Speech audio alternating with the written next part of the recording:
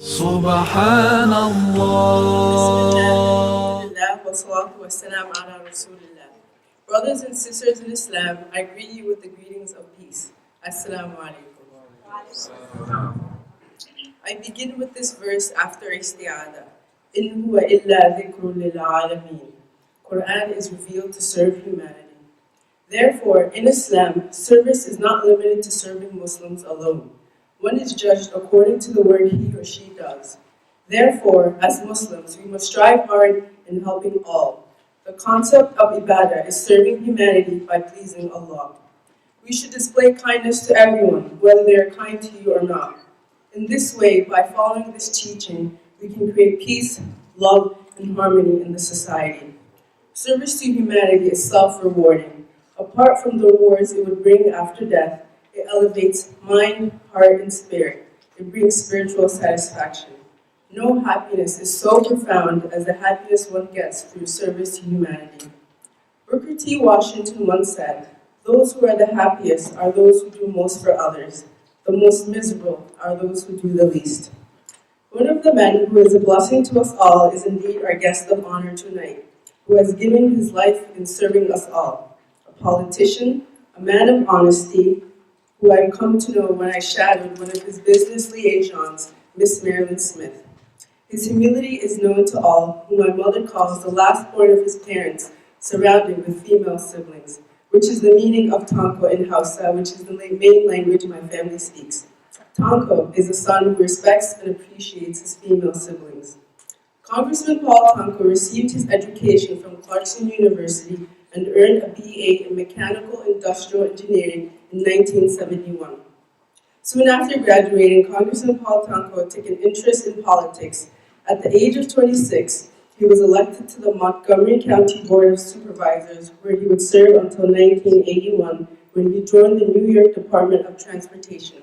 In 1983, Congressman Paul Tonko was elected a seat in the New York Assembly, where he would sit for 24 years before becoming president and CEO of the New York Energy Research and Development Authority.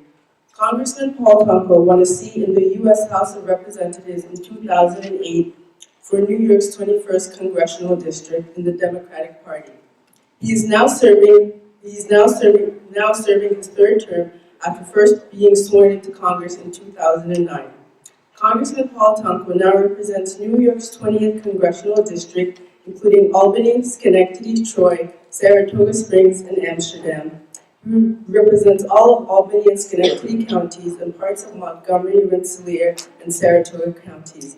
Therefore, ladies and gentlemen, please join me in giving a warm welcome to our honorable guest of honor, Congressman Paul Tonko. Good evening, everyone. And thank you, Ubeda, for that wonderful introduction and your kindness. She's right, we had a great time interacting with each other as she shadowed us, and I got to know more about the constituent service and the role of a constituent operation for the 20th Congressional District. I'm joined this evening by Diana Bennett, who is part of our team. She's one of my co-workers, and we're blessed to have a group of people who professionally and personally give it their all so that the 20th Congressional District can have a warm and friendly approach waiting for them if they need to interact with their government. So, my brothers and sisters, it's an honor to be here this evening. Salam. And to all of you, to the wonderful hospitality of Imam, Abdul Rahman, thank you so much for always just being hospitable and welcoming and warm and engaging. We appreciate that. And to your leadership, to Vice President Dr. T, and to Dr. Tai and Dr. Saeed and others who are assembled here, and most importantly to the young people who are part of the Muslim youth branch of the wing of the Islamic Center of the Capital District. Congratulations on your 4th anniversary of collectively responding to community and individually growing your strengths and talents. It's great to be here this evening to encourage all of you as to for what's happening here under the roof of the center. I don't need to give you guidance because it seems as though you're moving along on a tremendously powerful path. I'm here to encourage you and ask you to continue to invest in each other, for the center to invest in her youth. You have done that remarkably well. I think that there's a lucrative dividend that is poured forth when we make a down payment, an investment in our youngest of our society. That investment is carried, as we all can imagine, through a lifetime. And so it achieves great value when we invest in the front end of life, the very young in our society. And to see so many young minds intellectually pursuing a path, a career path, and engaging in a sense of selflessness as you grow yourself into the fabric of community, you can't help but be impressed by those results.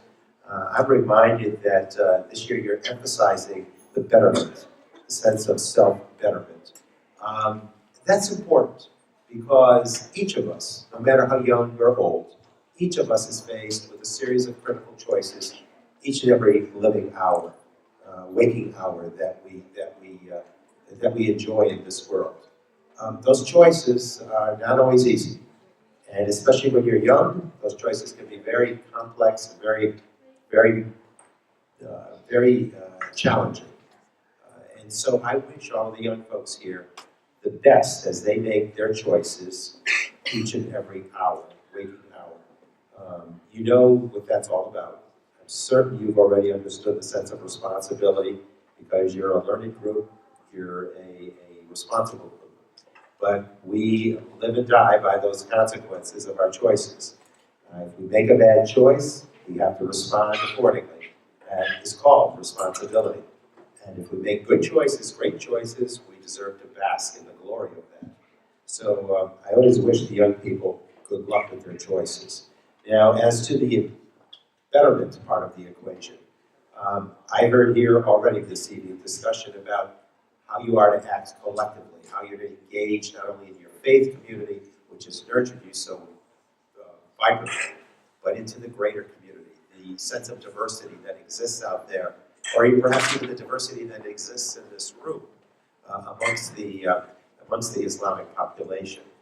So it's important for us to respect that difference, that diversity, to celebrate it, if you will. And in order for you to best engage in the community, you have to be making certain that you're as vibrant and as strong as possible. And again, that goes back to the choices that you make. But I encourage you to follow that path that you've been on. Continue to invest in yourself, improve your lot, understand what your passions are, your strengths, your talents, your intellect, your desires, your abilities. You know, that's self-discovery. You're going through these early stages of education, middle school, high school, college careers, apprenticeship programs. That's all about self-discovery. And know yourself. And to thyself be true.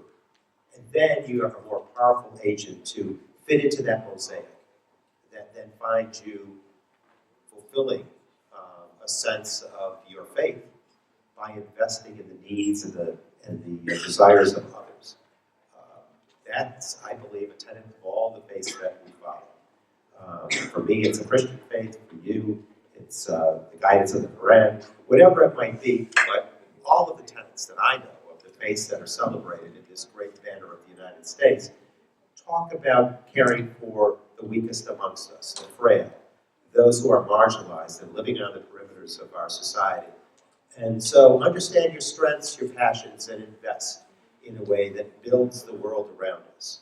And it begins community to community, to neighborhood, to eventually swell across the map of New York, where we're a stronger nation, a stronger state, and then a stronger nation where we connect from one coast to the other and become this powerful statement because of our concern, our compassion for others. I think that's part of our DNA as an American culture. We need not lose it. We need to invest in it. And we need to understand that we continually grow pluralistic and diverse as a society.